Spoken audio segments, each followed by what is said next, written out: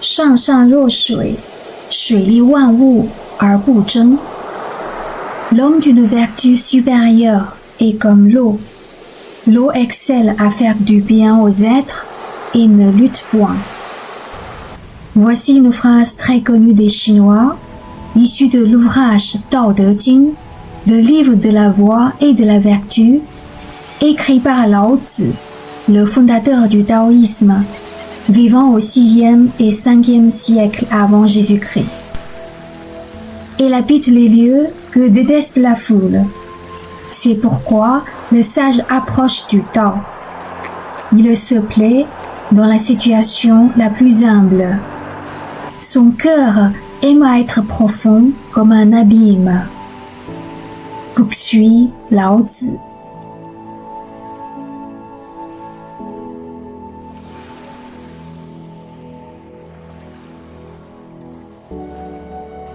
L'eau peut être considérée comme un symbole de la culture traditionnelle chinoise et notamment de la sagesse taoïste.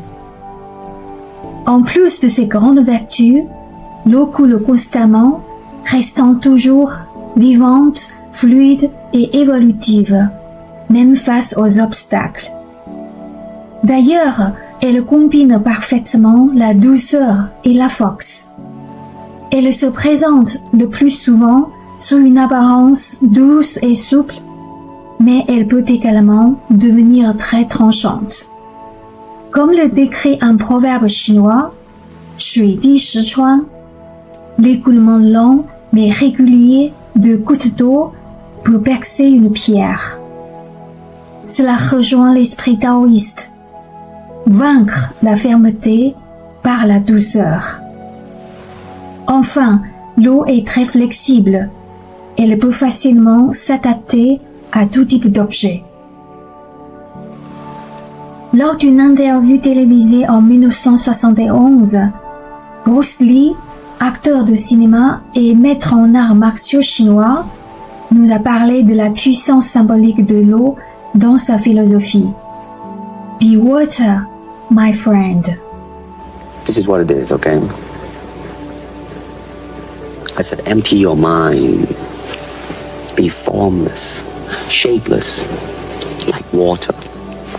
Now you put water into a cup, it becomes the cup. You put water into a bottle, it becomes the bottle. You put it in a teapot, it becomes the teapot. Now water can flow or it can crash. Be water, my friend. Que peut nous inspirer l'eau selon la sagesse taoïste? Être comme l'eau, c'est d'abord rester humble, sympathique et sincère. S'ouvrir aux autres sans gaspiller d'énergie à se justifier ou à lutter contre autrui.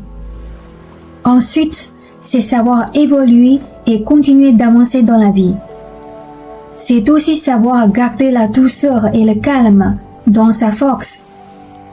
Enfin, c'est rester flexible et s'adapter en permanence à son environnement. Et vous, quelle qualité de l'eau vous inspire le plus?